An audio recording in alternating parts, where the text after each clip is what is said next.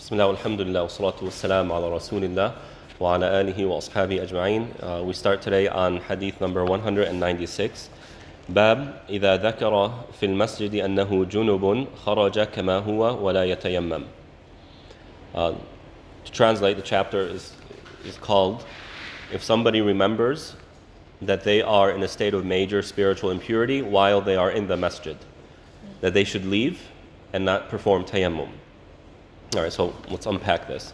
عن أبي هريرة رضي الله تعالى عنه قال أقيمت الصلاة وعدلت الصفوف قياما فخرج إلينا رسول الله صلى الله عليه وسلم لما قام في مصلاه ذكر أنه جنب فقال لنا مكانكم ثم رجع فاغتسل ثم خرج إلينا ورأسه يقطر فكبر فصلينا معه. So Abu Hurairah رضي الله تعالى عنه says that once we were getting ready to do salah. So imagine it's one of the 5 daily prayers. And the Prophet ﷺ, his practice was, before starting salah, he would make sure the lines are straight. Right?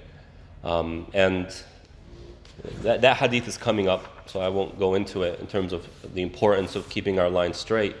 But the idea is the Prophet would sit for a minute and make sure everybody is straight. So before starting salah, the Prophet ﷺ said, stay in your places. I forgot that I'm in a state of major spiritual impurity. So he left the masjid, he went into his home, and he came back and water was still dripping from his head. Okay, and he began salah. So a few benefits here. Number one, if you have access to water, then you must perform wudu or ghusl. Right? You cannot do tayammum instead.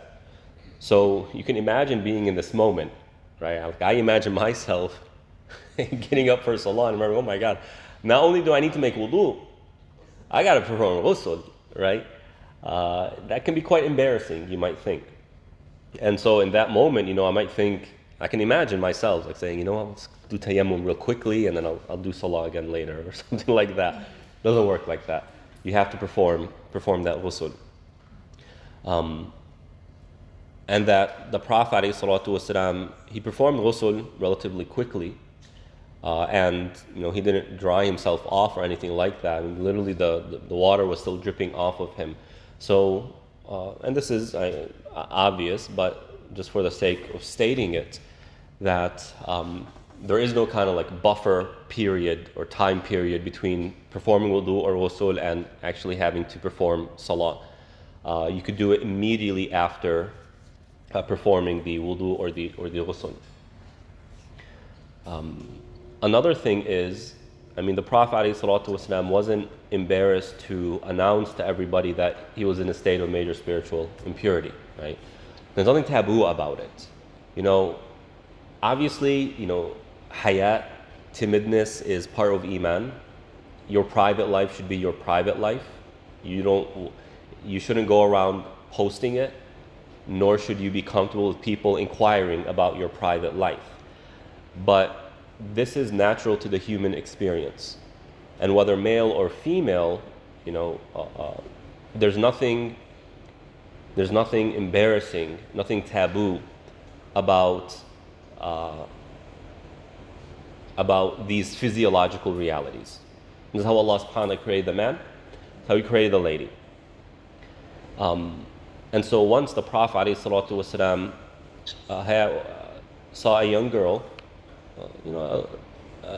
a girl who you would look at her and say she hasn't gone through puberty yet, right? So the Prophet ﷺ, if I'm remembering the details correctly, allowed her to be with him on his horse. So you can imagine, let's say a young girl comes to me and she's playing around, she wants me to play with her, or she rides in my car and her parents are there obviously. There's nothing wrong with that. But it just so happened that she had a period while she was riding. And some of the release, stained either her clothing or the saddle of the horse or something else. You can imagine how embarrassed she might have felt and how confusing, right, that might have been. So the Prophet ﷺ, again, I haven't come across this hadith in a while, so my details might be a little bit off. So the Prophet ﷺ, he smiled at her and he acknowledged, oh, this is what happened to you? Kind of telling her that there's nothing wrong with this. There's nothing abnormal about this. It is 100% normal. This is how Allah has created the female. Right? And in another hadith, he tells this. This is something that Allah has decreed for the female. This happens to her. There's nothing wrong with it. There's nothing taboo about it. She is not isolated from the rest of society while in this state. Among other things that I think the Muslim community is quite familiar with. And so he told her how to properly clean herself, how to perform ghusl after this day, and I think he gave her a necklace as a gift. And right, you can imagine so many years pass where she becomes an elderly lady, and she always had this necklace with her, and when she passed away, she asked for the necklace to be buried with her. Radiyallahu ta'ala anha. So nothing taboo about it. But again, let's not go to the other extreme. The Western world that we live in is a society of extremes, right? They go from one extreme to another extreme, to another extreme, to another extreme. Why? Because they have no guidance. They don't follow revelation. They don't have that book. And so what they always succumb to are the desires of people, because that's what's leading them. So you had the extreme of confining the lady. There were debates in the Western world whether a female was a human being, if she had a soul or not. Yeah. She can't vote, she can't do anything, and, right?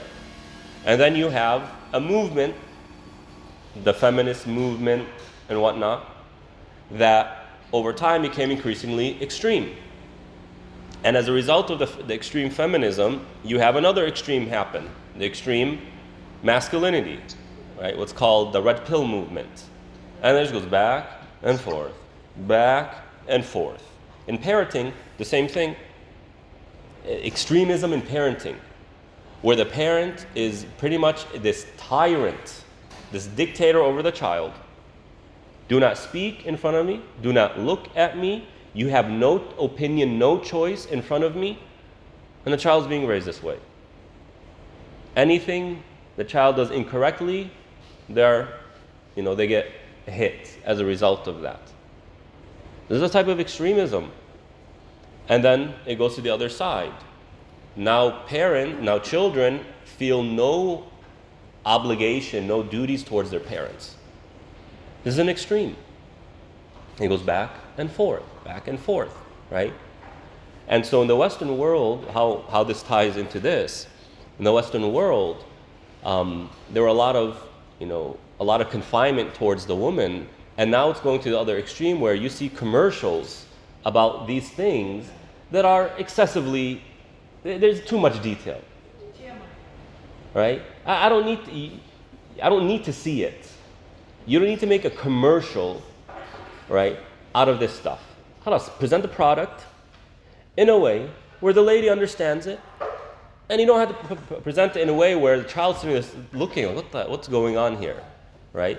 Or the guy is absolutely grossed out. Again, there are products, right? There's nothing wrong with there being products. There's nothing wrong with informing people about these products. But the extent to which you present it has become bizarre, disgusting, right? So the extremes. So to reiterate all of that, Islam is very moderate in accepting how Allah has created the human being. And if Allah created the human being in a certain way, there's nothing wrong with that. There's nothing taboo about that. This is what Allah has done, right? Now, some people might be more comfortable than others. That's just personality, right? Some ladies are more comfortable talking about this than other ladies. We don't have to force people. You have to say, no, you have to be comfortable with it, right? We don't want to be like that, but the idea is the way Allah created the human being is the best way the human being could be created. And Allah created the human being, male and female, with dignity. It is part of the female's dignity to experience what she experiences as a female. It is part of the male's dignity to experience what he experiences as a male, right?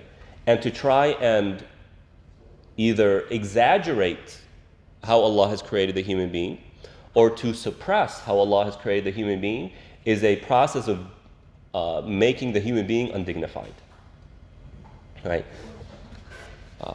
Now, let me be very clear here. The Prophet did it because he's a teacher. Yeah. Right? Doesn't mean you have to do it the same way the Prophet did it. Right? So, for example, let's say a lady comes to the masjid and she wants to listen to a lecture and it's time for salah, but she's not going to pray. Does she have to announce, hey everybody, the reason why I'm not praying with you is because X, Y, and Z? No, khalas. I mean, what I love about Islam is that it talks to people under the expectation that they have a brain, right? You know how people come, the Western people come and try and criticize Islam. Why didn't the Quran say, why didn't it specify this? Why didn't it specify that? How come it didn't mention this? Because it assumes you have a brain, that you can rationalize these simple realities with your brain. Allah's not talking to people as though they are fools. Right? Okay. So that's that hadith. باب من اغتسل عريانا وحده في خلوة. The chapter about performing ghusl unclothed by yourself in an open space. Right? So back in the day, you can imagine, there's the village, you have a bunch of homes there, and once you go outside of the residential area, you're in kind of open land. So performing ghusl in that open land by yourself, so no one can see you, but you're not wearing any clothing. Right? وعنه رضي الله تعالى عنه عن النبي صلى الله عليه وسلم قال كانت بنو إسرائيل يغتسلون عراة ينظر بعضهم إلى بعض وكان موسى يغتسل وحده. So here the Prophet ﷺ says that the children of Israel, by the way, Israel, I got this question, and I assume you all know this already, but maybe somebody else doesn't know. They might ask you. So not everybody knows this. Israel, is the second name of Yaqub, of Jacob alayhi salam, right? Some people don't know this, and so they think that the Quran is referring to Jerusalem through the name Israel. That's not the case. So the Bani Israel, the children of Israel, are the children of Yaqub alayhi salam, right? And it refers to Jews in general, right? So somebody doesn't necessarily have to be literally of the progeny of Yaqub alayhi salam to fall under this category of Bani Israel. Not necessarily. So in my understanding, the Quran uses the word Bani Israel to be synonymous with Yahud, with Jew, as a religion, right? Even though that Jew might not be of the progeny of Yaqub alayhi salam. And the reason why I mention this is because when the Quran in the beginning of Surah Al-Isra talks about what we think is going on today, the Wa'd al-Akhirah, the second uprising, Allah refers to them as Bani Israel. However, if you look at those in power in Israel, they are European. Descent-wise, they are European. Now, in terms of them being Jews, that's not bizarre. Jews come from all parts of the world because it is a religion, right? It's not an ethnicity, although the people today want to make it an ethnicity along with a religion. So people become confused. Well, wait a minute, these people don't seem to be the children of Yaqub. Even if let's assume that's true, which I don't know if it's true or not, it doesn't matter because the Quran seems to be using it synonymous with just Judaism, right? Allahu A'lam. So the children of Israel would perform ghusl naked in front of each other. So what we understand from this is that the Torah didn't enforce or didn't legislate what we call today awra, private areas. So in Islam, we know that the male has to be covering a certain part of his body in front of everyone else, with the exception of their wife. And the female needs to be covering parts of pretty much a majority of her body in front of non-male relatives, right? They didn't have this. So the men would just do ghusl together, and they're looking at each other, and the women would do the same thing.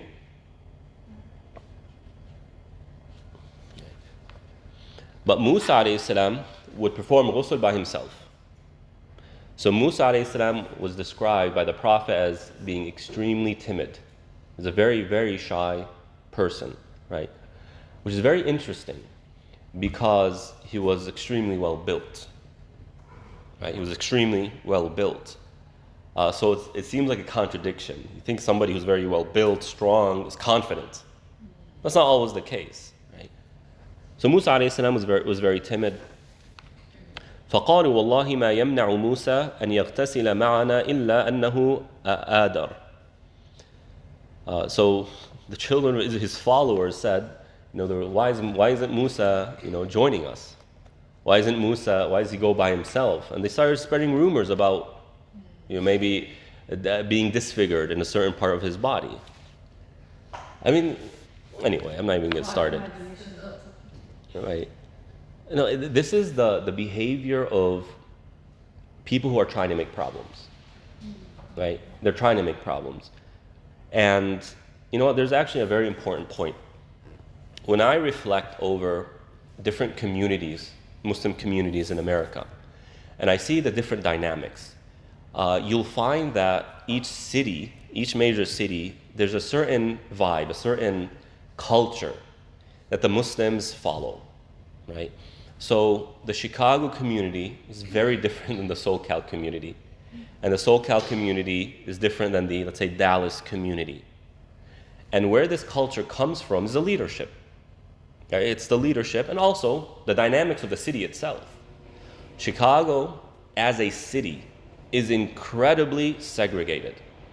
What I mean by that is that people just flock to their own people and they built cities around that. Right? And so in Chicago, you have the place where the Greeks live, the Polish live, the Jews live, the Arabs live, the South Asians live. They're just all in these pockets. In California, that's not the case. People are living next to each other. So how are they different from us? For example, Chicago people... I'll tell you how. SoCal is the community is very intertwined. Right? If I were to say I'm going to give a khutbah at another masjid, you see that as normal. In fact, you see it as the standard. It's part of the culture here. The imam doesn't just give khutbah in their masjid. They're not just based in their masjid, and you don't see them anywhere else. In Chicago, you will not see the imam except in their masjid. Period. There are no guest khatibs except occasionally. When we're talking about guest khatib, you're talking about somebody coming from a different part of the nation or a different country, right? That's how the community is. Now, the community over there is very difficult. They're difficult to deal with, right? They're the types who, if they see like a wrinkle in the imam's thawb, in their gown, they start pointing it out. What's the deal? Oh no, I'm 100% serious. Right? 100% serious.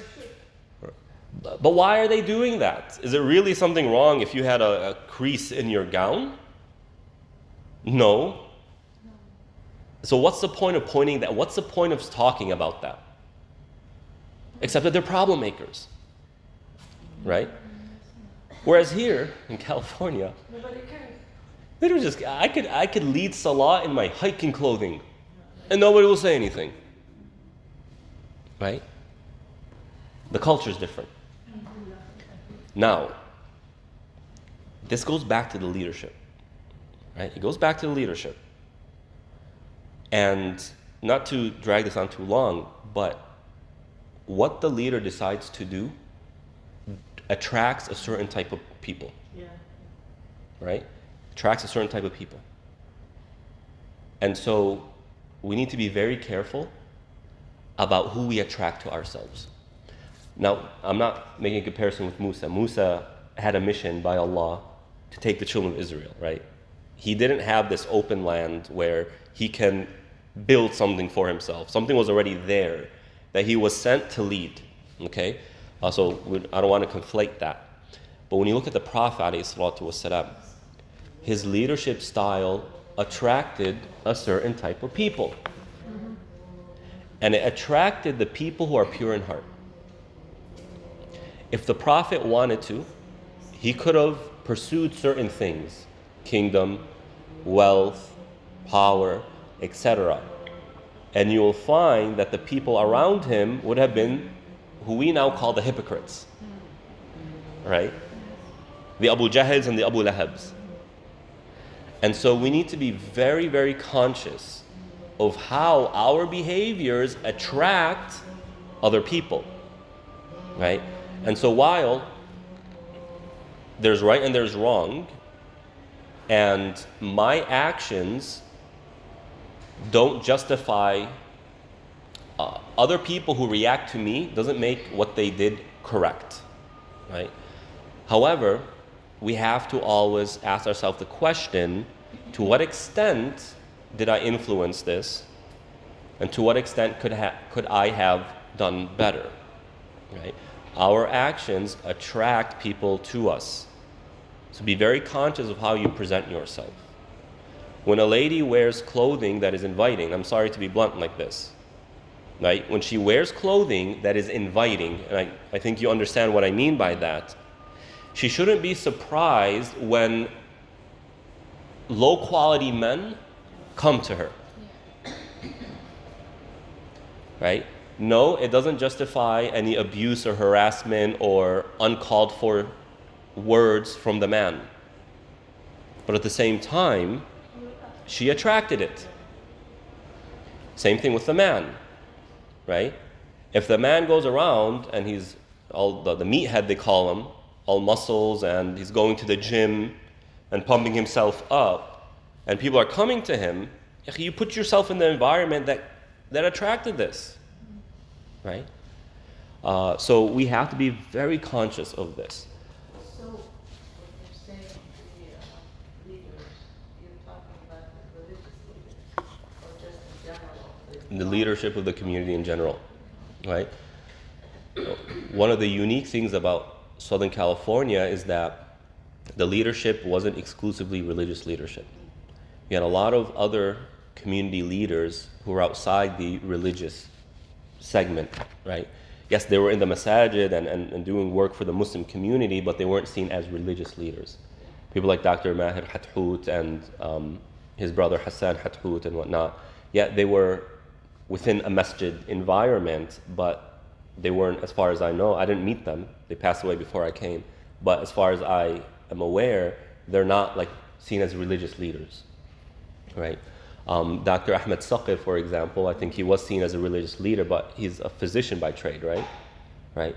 So there's a certain dynamic that comes. He's a professional first, then religious leader second, right? And that comes with a certain perspective. And this is why Southern California is way ahead of other communities when it comes to integration within the broader society. And along with that, California in general is a very integrated society, right? It's a very overlapping society, very mixed society. So there are a bunch of dynamics. So anyway, going back to hadith. So Musa عليه السلام فذهب مرة يغتسل فوضع ثوبه على حجر ففر الحجر بثوبه فخرج موسى في إثره يقول ثوبي يا حجر ثوبي يا حجر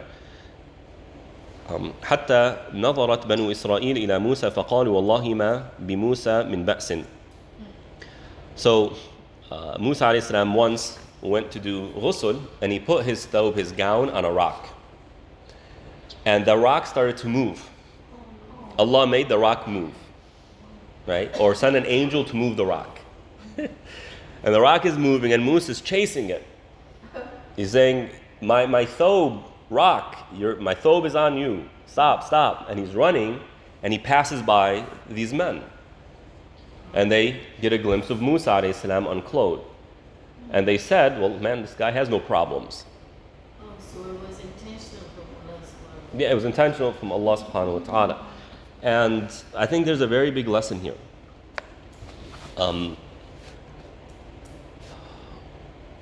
Sometimes Allah wants things to happen. And they end up happening in ways that are not comfortable. Not comfortable at all. And I can't think of particular examples in this regard, but maybe if you kind of contemplate your own lives, you may have come across or experienced situations where something was exposed that you didn't want it to be exposed, or something happened that was very uncomfortable to you, but it spared you something else.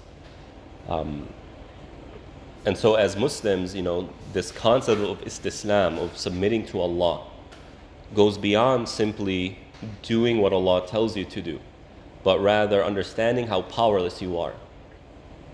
And that by shedding the need for control and power, you actually become in control and you become empowered because you submit to the one who is in control and who is the powerful.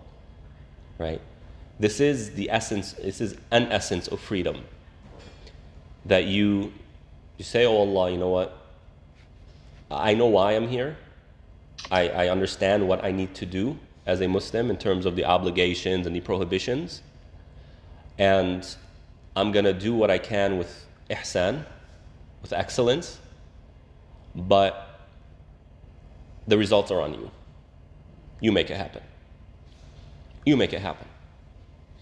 And this can relieve a lot of stress, an incredible amount of stress, especially when you are dealing with things that are truly out of your control, like the guidance of your children, the well-being of your children.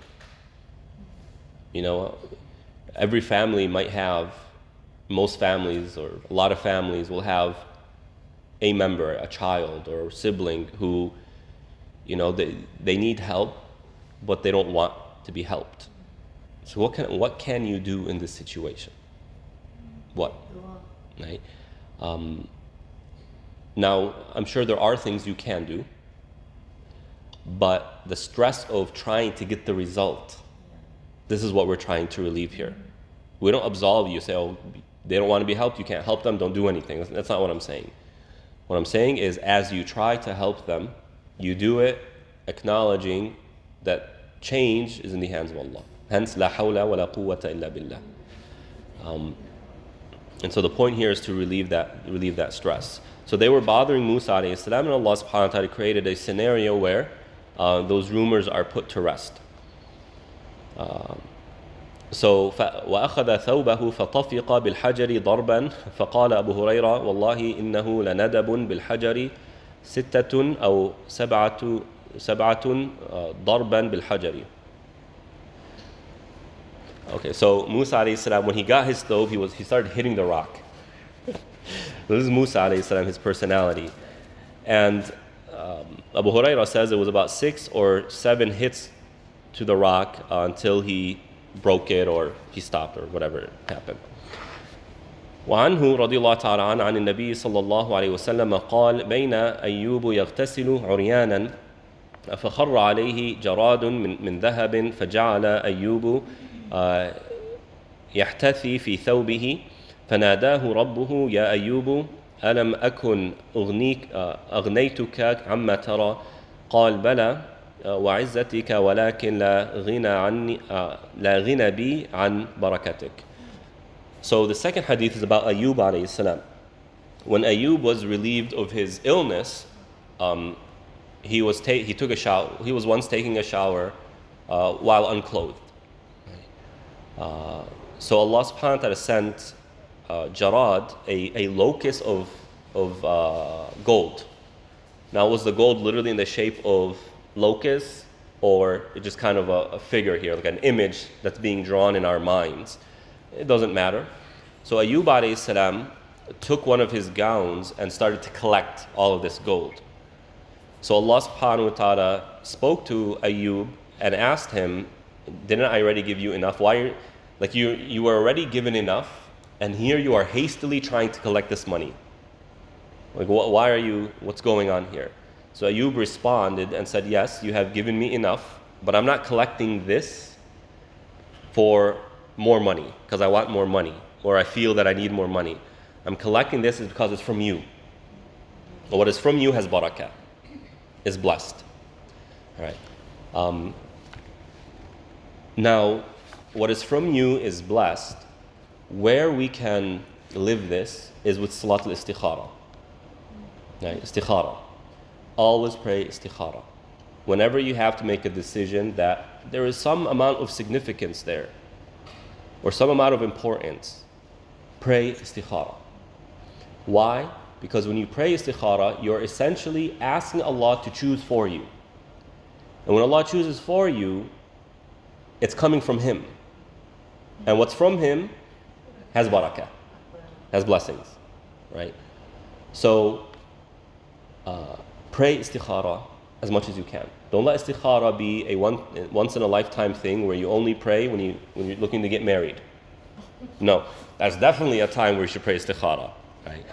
But when it comes to taking a job, leaving a job, moving, renting a new apartment or buying a home, whatever it is, right?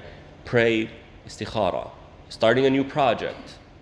Even if you want to open a subject with somebody and I don't know how this is going to go. Pray Istikhara. No, you should avoid after Asr and after Fajr. And let's say you're in a situation where it's after Asr, you've already prayed Asr, and you know what, I need to pray Istikhara now. Just make the dua without doing the salah. Yeah. Is there any specific surah that's really good for istikhara? No.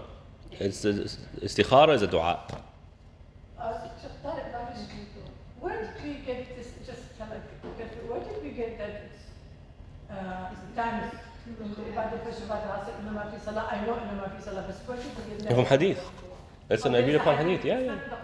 No. So we can do the istikhara salah between Zuhr and Asr, and then after Maghrib and before Fajr. Yeah.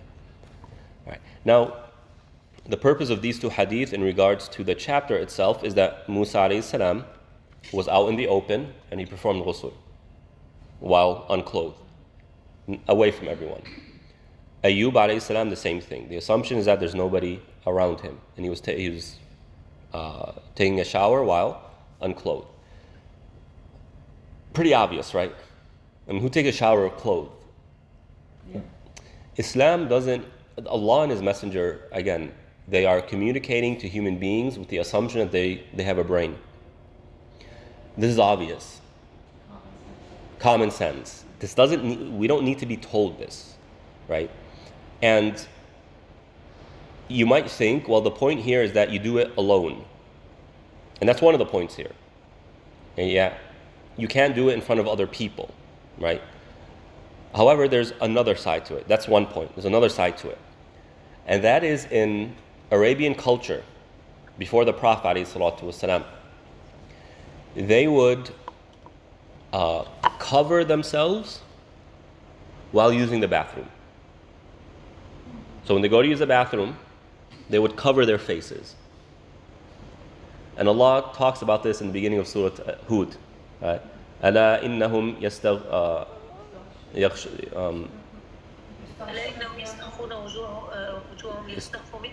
right? أَلَا إِنَّهُمْ يَسْتَخْفُونَ وُجُوهَهُمْ لِيَسْتَغْشُوا مِنْ أَلَا حِينَ يَسْتَغْشُونَ give it to me. يَثْنُونَ صُدُورَهُمْ لِيَسْتَخْفُوا مِنْ أَلَا حِينَ يَسْتَغْشُونَ ثِيَابَهُمْ يَعْلَمُ مَا يُسِرُّونَ وَمَا يُعْلِنُونَ. Okay? Here, what is Allah subhanahu wa ta'ala saying? The Arabs would cover themselves while using the bathroom to conceal themselves from Allah being able to see them while they're doing something that's embarrassing. Okay? So, once again, when they would go to use the bathroom, they believed that if they cover themselves, Allah can no longer see them. And so they would do this out of shyness in front of Allah. Now, this is very interesting. They were so conscious of Allah that they would feel embarrassed to reveal their private parts while thinking Allah is watching them. So they would cover themselves under the belief that Allah can no longer see them when they do this. Abu Bakr radiallahu ta'ala an would cover himself while using the bathroom. Right? However, where's the difference?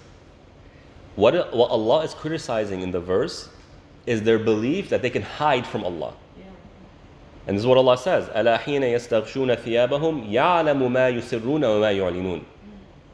He said, while they're covering themselves, Allah is very well aware of what they are saying and what they are concealing. When Abu Bakr would do it, he knew Allah could see, but he couldn't help the shyness. Right? So here, these two ahadith are saying there's nothing embarrassing, there's nothing that goes against your iman for you to be unclothed, right? For a particular reason. So you have these two things. Revealing your body must be done in concealment. Nobody else can see you, with the exception of your spouse. At the same time, at the other end, right? Some cultures might develop these practices where, it's shameful, cover yourself, Allah sees you. No. When Allah subhanahu wa ta'ala, you think your clothing, you see what I mean? Without going into unnecessary details, right? So that type of consciousness of Allah is a misuse of taqwa, right? And this is an area where, I've been thinking about a lot for several years, and that is, how do we know something is actual taqwa versus it's not actual taqwa? Right? It's getting warm in here, right? Yeah, it is.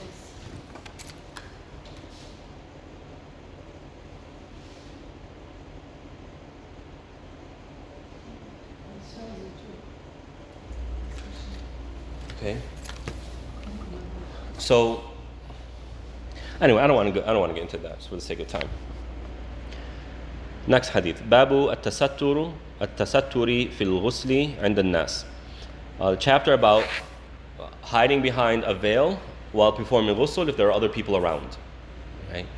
عن أم هانئ بنت أبي طالب رضي الله تعالى عنها قالت ذهبت إلى رسول الله صلى الله عليه وسلم عام الفتح فوجدته يغتسل وفاطمة تستره فقال من هذه فقلت أنا أم هانئ.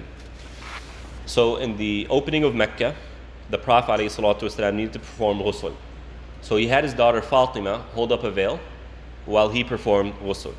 So the assumption is that he's probably by a wall or a tree where you can't go behind or anything like that. All he needed somebody in front of him.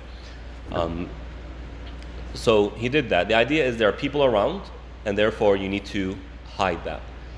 In our context today, when you go inside public bathrooms, is this principle being applied?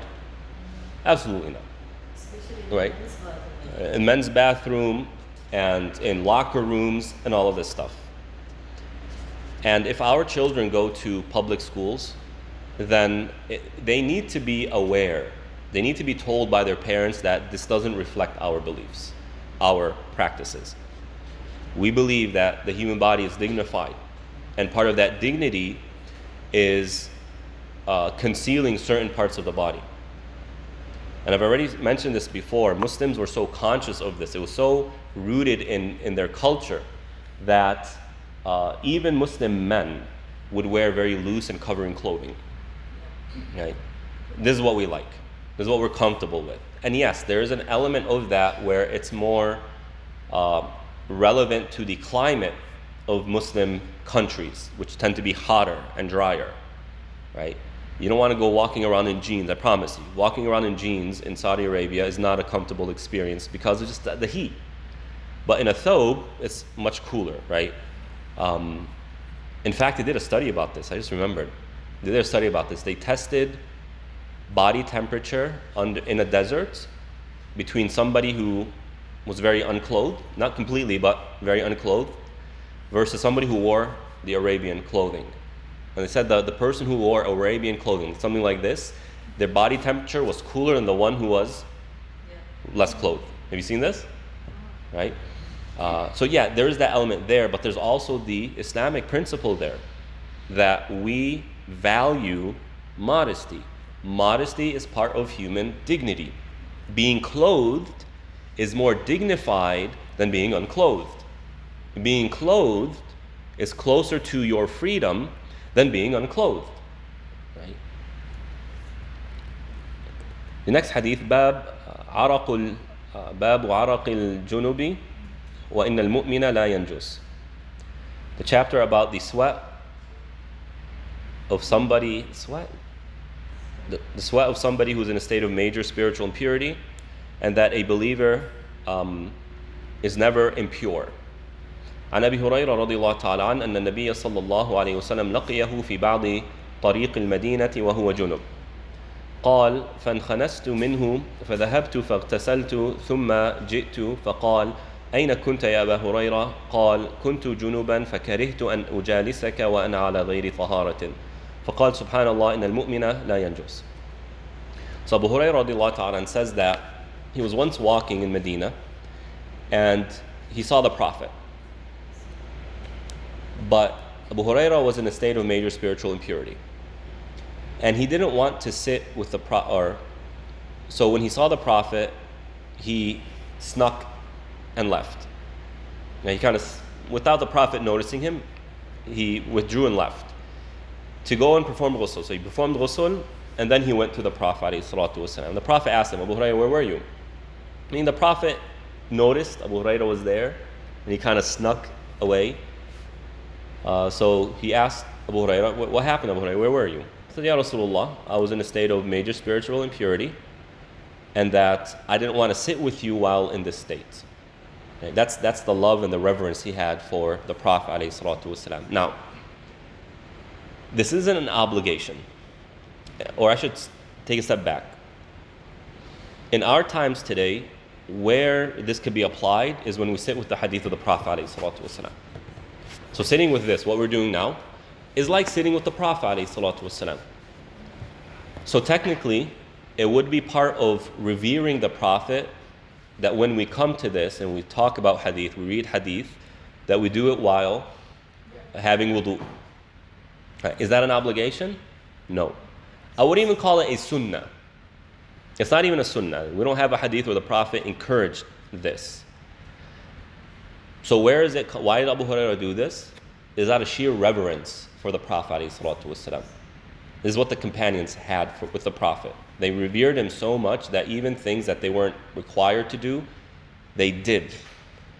The Western world is a very irreverent culture.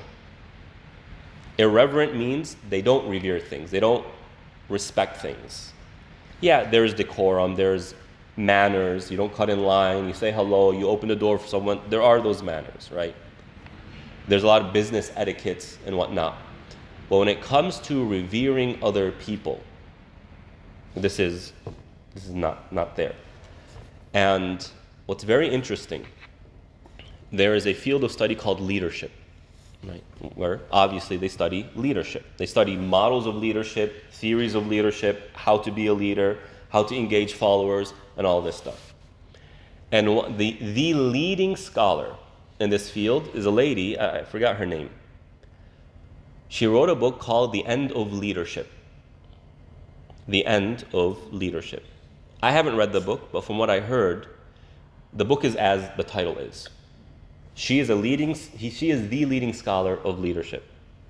And what I heard that the book claims is that all these models of leadership have failed us. There's no way. We're at a point where there's no way forward. Now, the same person, right, refuses to take the leadership model that's called the great man leadership model. The great man leadership model. What's the great man leadership model, right? It is mimicking, emulating the prophets. She said, this, absolutely not. It's not going to happen. You see this? It's just bizarre. Actually, it's not bizarre. It's hatred, right? Okay, well, why not? If this leadership model works, as clearly it does, why not adopt it? The problem of the world today is a problem of leadership. Bad leadership. CEOs of companies are bad leaders. Why? Because it's all about their profit. How much they can make in bonuses. right? When you look at the elected officials, it's about how can I stay in power. It's not about serving the people. And let's not get started with the Muslim world. It's bad leadership. And it's really what it is. The Prophet ﷺ was successful because he was a successful leader, right? And I love what one person said. The army is a reflection of the true morals of the leader. How a person's army behaves, or a country's army behaves, is a reflection of the leader. Hmm? Mm-hmm. Oh, this was written way before Gaza and whatnot. But it's exactly the point. Right? We're the most moral army. Then why do your soldiers not behave in the most immoral ways? Anyway. Hold on, let me just conclude this hadith. So the idea here is a believer reveres Allah and then His Messenger, alayhi salatu wassalam, reveres the Quran and the Sunnah and the companions. Reverence is a huge part of Islam. Hence, mocking the Quran or Allah or the Prophet is an act of blasphemy. It's kufr. قُلْ أَبِ اللَّهِ وَآيَاتِهِ وَرَسُولِهِ كُنْتُمْ تَسْتَهْزِئُونَ لَا تَعْتَذِرُوا قَدْ كَفَرْتُمْ بَعْدَ إِيمَانِكُمْ. Right? This is clearly stated in Surah At-Tawbah. You found nothing else to mock and to make fun of other than Allah and His Messenger and His verses. Don't make excuses, you have disbelieved. Kafartum. You have disbelieved after your iman. Well, why? What's the big deal? The big deal is making fun of something, right, is antithetical. It's the opposite of revering it. Are you going to submit to something you find a joke? Absolutely not. Are you going to love something you find a joke? And by the way, when an entity wants to destroy something, they make a mockery of it. So France is always making mockeries of religion to destroy it, so that people don't see it as anything worthy of reverence, right? So Muslims need to be very conscious of this. We revere Allah and His Messenger. And this is extremely important in the West because it's an irreverent society. They are against revering people. They are against revering entities, right? Of course, not everything is worthy of reverence. But in Islam, Allah and His Messenger and the Quran and the Sunnah and the companions are to be revered. It is a religious duty, right? But the Western world will come, and you see this a lot in women, by the way, in ladies. My husband, no. I don't, sir, there's a lack of reverence for the husband, right? Now, of course, this is meant to be mutual. A man reveres his wife, and a wife reveres her husband. And how that reverence manifests is different.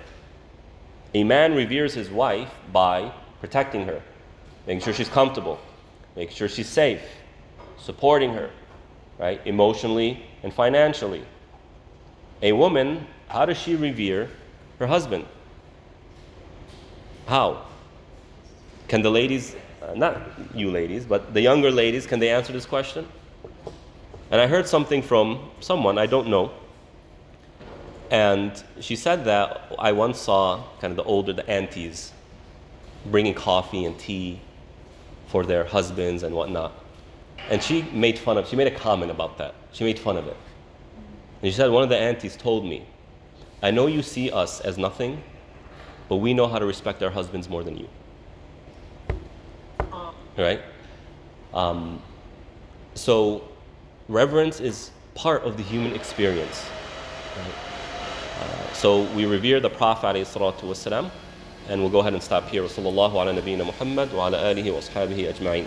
We'll stop at hadith 201.